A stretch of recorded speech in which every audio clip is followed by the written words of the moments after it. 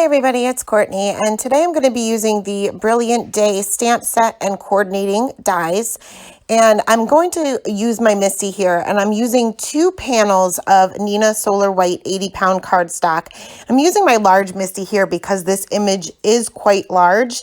I'm going to be using the large crayon image here, and I'm just going to kind of line that up on the bottom of my cardstock, but I am leaving a little bit of a gap between the bottom and where the image actually begins because I'm going to be layering these, so I want to leave myself a little bit of room. So I am going to be stamping with Blackout ink by Ink on 3, which is a Copic safe ink, and I've never stamped with this image before, and it is quite large. So I did end up stamping this twice. Then I can go ahead and flip my card panel around and stamp twice again. That way I'll still have that same amount of little gap on the bottom of my card panel. Next, I can take out my next card panel and do pretty much the same exact thing. I'm just going to move this down just a little bit so that the crayons aren't positioned exactly the same as the first panel. But I just stamped it twice, flipped my card panel around, and stamped it twice again. Now, I did a whole lot of coloring. The coloring actually took me probably about an hour and a half, but don't worry, I won't show you all of it, but I will show you each of the color combinations that I used. And for this first part, I apologize, I didn't zoom in, but I will in just a minute. So when you look at a crayon, the wrapper is actually a little bit lighter than the wax itself. So I'm using the same colors, but I'm going to go one step lighter for the wrapper and one step darker for the actual crayon part itself. So my scary dark color, as I refer to it for the wrapper, is the R46 for this red combination, and my highlight color will be the R21. Now for the crayon part itself, I am going to skip that R21, which is the lightest color for the wrapper, and the R89 is going to be my scary dark. Still going to use that R46 and the R24 and R22, just skipping that light color. For this little, I guess it would be the label maybe, I'm going to use some cool grays, and I'm going to keep that center highlight just like I did before, starting off with the C7 on either side and then blending that out a little bit with the C5, the C3, and then finishing off with the C1 in the center. Now, these are all obviously round objects, so it's important to keep an eye out for whatever shape object you're coloring. So whenever you're coloring a round object, you are going to have a pretty strong center highlight. So you'll notice that each of these have the highlight in the center for both the top and the bottom of each one of the crayons. And I'm pretty much keeping consistent with the same color combinations, just bringing in that extra light color for the wrapper and the extra dark color for the wax part itself.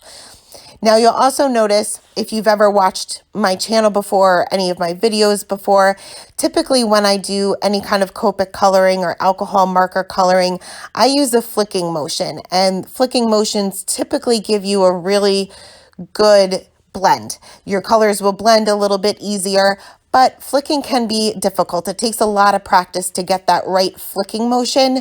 You'll notice that I'm not doing any kind of flicking motions at all for this. I am going straight up and down with my marker and pretty much just going straight lines, drawing in straight lines.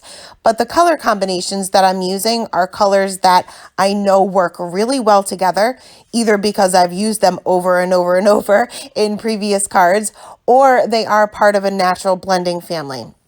A lot of them are part of natural blending families. So you'll know that they will blend nicely, and you may not get as much contrast as you're looking for if you're using a natural blending family, but you know that they will blend without too much effort. So you can see I am going in rainbow order here. I'm moving on to the greens, and I am showing you one of each, but what I ended up doing is coloring them all with the same color combination and just kind of kept in that rainbow order. But I did want to leave one of each one of these crayons in the video just so that you can see the color combinations I use. I know I get a lot of questions about what my favorite combinations are, and I tend to use the same ones over and over, even if it's not part of a natural blending family. Once you kind of figure out what works for you. Kind of use that same combination over and over. So I figured leaving all of the coloring, or at least the color combinations in the video, may be helpful to some of you. So once I'm on the blues now, so we only got 2 more to go. Once I finished up coloring this panel, I did the same exact thing with the other panel. However, what I did was make sure that there was not a red in the same position as there was a red in this panel, or a blue in the same position as a blue on this panel, if that makes any sense. It will make sense once I finish up the card. These are basically going to be layered, and I didn't want 2 reds or 2 blues or 2 purples directly on top of one another. I wanted them to be spread out a little bit. So moving on to my final color combination here, which is the purples. And again, just keeping in that super light color for the wrapper and leaving in the super dark color for the crayon part itself. So once all of my coloring was complete, I went ahead and took the coordinating die and cut out just one of the panels, both images, but just one of those panels. Next, I'm going to go ahead and line everything up. So I want these die cut panels to be popped up in front of the other crayons. So I'm cutting up some Scotch foam tape here, and I cut the long strip in half because I wanted a little bit to be hanging off, and we'll trim that off later. And then I cut little itty bitty tiny pieces to fit on the tips of every single one of these crayons. That way it won't get stuck in an envelope as you're pulling it in and out of the envelope to whoever this is going to. And then I can go ahead and remove the foam tape and line this up. Now I want each one of my sides of the die cut panel to match along the sides of my main card panel. So I am going to use my grid mat, and I'm going to just basically line that up and use that as a guide to make sure that everything is nice and straight. And then I'm going to flip it around, and I'm going to do the same thing with the other die cut panel. I'm going to cut those little teeny tiny pieces of the foam tape and line that up on my grid mat and line that up directly underneath the flat crayons, I should say. Now at this point I have a whole lot of extra cardstock, especially from the die cut pieces, hanging off the edges of my card panel. So as long as the foam tape isn't showing, which luckily I didn't have any. I didn't have any trouble trimming this down. I'm just using that. I'm flipping it over so that I can see exactly where my card panel is. I'm just going to line that up into my tonic trimmer and trim off anything that is kind of hanging off the bottom and the top. I did also have a little piece of foam tape hanging off the side there, and I just snipped that with my scissors. Next, we'll work on the sentiment here, and I am going to use one of the longer sentiments so that I can fit that right between the crayons, and I'm going to heat emboss this. So I'm taking out a scrap piece of black cardstock and treating that with my anti-static tool, and then I can stamp the sentiment with Versamark ink and sprinkle on some white embossing powder.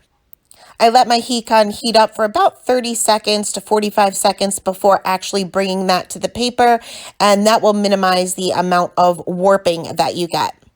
Once that embossing powder is cooled down just a minute or so, I can go ahead and trim this down into a sentiment strip.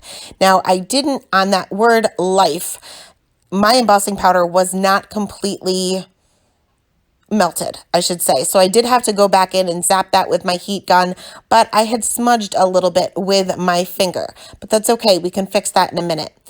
I grabbed another piece of the Scotch foam tape and popped that sentiment up in the center. It was a little hard to line up because of all of the crooked crayons, but I think I got it, at least to the eye, it's straight.